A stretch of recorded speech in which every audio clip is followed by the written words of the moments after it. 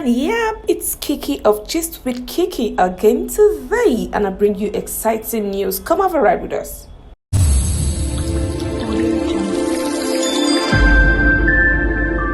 Here's the headline of the news before we go into the news in details. You are supporting impunity. Lagos should have implemented Supreme Court verdict since 2012. Malami slams Southwest governors as he confirms sending policemen to Lagos. Sylvester Oromoni, the report is escapist and ST. Femi Falana reacts to Lagos State government's legal advice that exonerated 5 students and staffs of Dowen College. Pope Francis says those who chose to have pets instead of kids are selfish. Federal government imposes 10 naira per litre excise duty on soft drinks. Finally, federal government releases gazettes declaring bandits terrorists. Now we go into the news in details.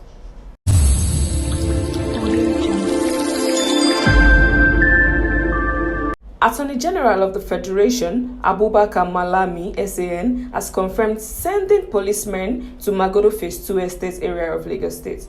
This came after Southwest governors took a swipe at him and the Inspector General of Police, Usman Baba, over the deployment of police to the Lagos State community.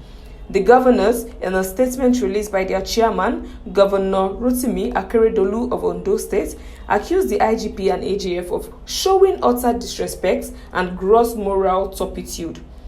In the statement titled Southwest Governors, Police Officers Disrespect to Sanwo-Olu, an unacceptable intrusion, they stated that they received with disdain videos of a disgraceful exchange between a police officer, a CSP, and the governor of Lagos State, Mr. Babajide Sanwo-Olu, the supposed chief security officer of the state at the Magodo residential estate. They stated that the dubiously Christian federalism treats elected representatives of the people as mere prefects, while an appointed officer holds right roughshod over them as lords of the manor. They also called on President Muhammadu Buhari to curb the excesses of certain elements bent on acting in a manner capable of eroding the bond of trust existing between the people and the federal government. The statement read, "We are in possession of a video which has gone viral on social media concerning the disgraceful exchange between a police officer, a CSP, and the governor of Lagos State, Mr. Babajide Sanwo-Olu, the supposed chief security officer of the state, at the Magodo residential estate. The content of the video is very disconcerting, and this is being charitable. The utter disrespect, which underlines the response of the officer to the governor, establishes beyond doubt the impracticable of the current system, dubiously christened federalism, an arrangement which compels the governor of a state to seek clarifications on security issues in his jurisdiction from totally extraneous bodies or persons, is a sure receipt of anarchy."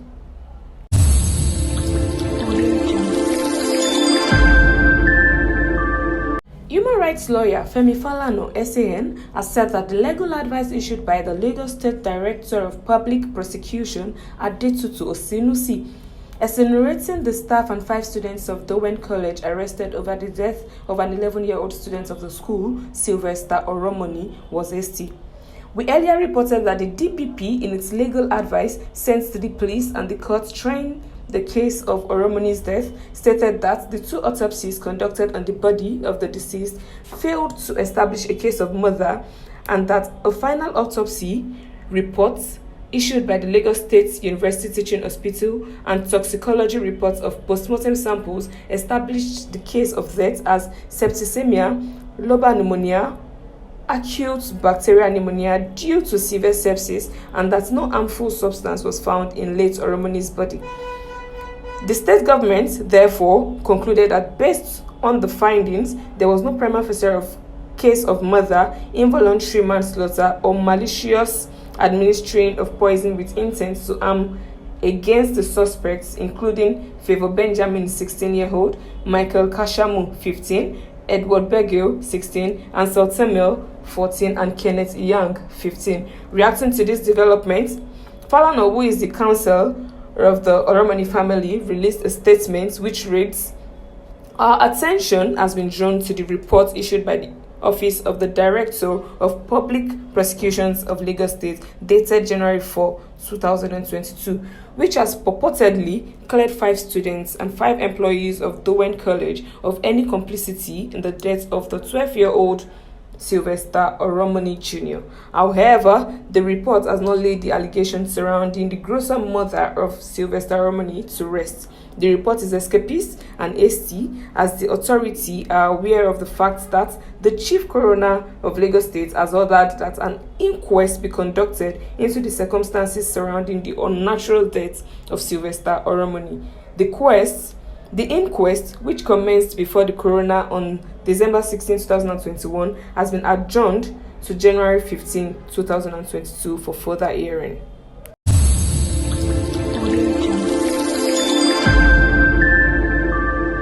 Pope Francis has said that people who choose to have pets instead of children exhibit a certain selfishness. Speaking on parenthood during a general audience at the Vatican, the pontiff lamented that pets sometimes take the place of children in society. According to him, today we see a form of selfishness. We see that some people do not want to have children. Sometimes they have one and that's it, but they have dogs and cats that take the place of children. This may make people laugh, but it is a reality.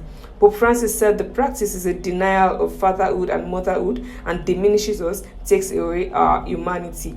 Thus, he added, civilization grows old without humanity because we lose the richness of fatherhood and motherhood, and it is the country that suffers. In 2014, Francis told 2 Messaggero Daily that having pets instead of children was another phenomenon of cultural degradation, and that emotional relationships with pets was easier than the complex relationship between parents and children. On Wednesday, January 5th, while inviting couples unable to have children for biological reasons to consider adoption, he urged potential parents not to be afraid of embarking on parenthood. Having a child is always a risk, but there is more risk in not having a child in denying paternity, he said.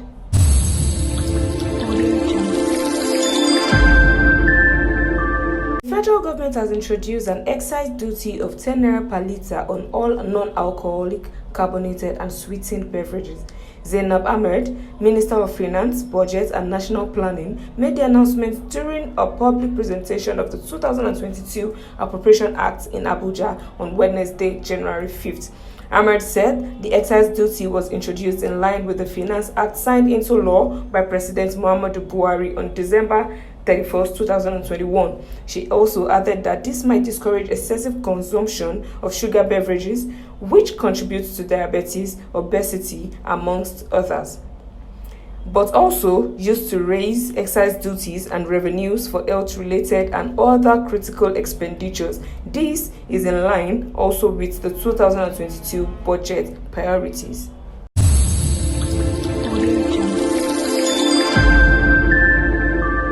The Gazette reads, notice is hereby given that by the order of the Federal High Court Abuja in suit number FHC/ABJ/CS/1370/2021, dated November 25, 2021, as per the schedule to this notice, the activities of Yan Bidiga Group, Yan Sada Group, and other similar groups in Nigeria are declared to be terrorism and illegal in any part of Nigeria, especially in the northwest and north central regions of Nigeria, and are proscribed pursuant to sections 1 and 2 of Terrorism Prevention Act 2011. Consequently, the general public is hereby warned that any person or group of persons participating in any manner whatsoever in any form of activities involving or concerning the prosecution of the collective intentions or otherwise of the groups referred to in the paragraph 1 of this notice will be violating the provisions of the Terrorism Prevention Act 2011 and liable to prosecution. This notice shall be cited on the Terrorism Prevention Proscription Other Notice 2021.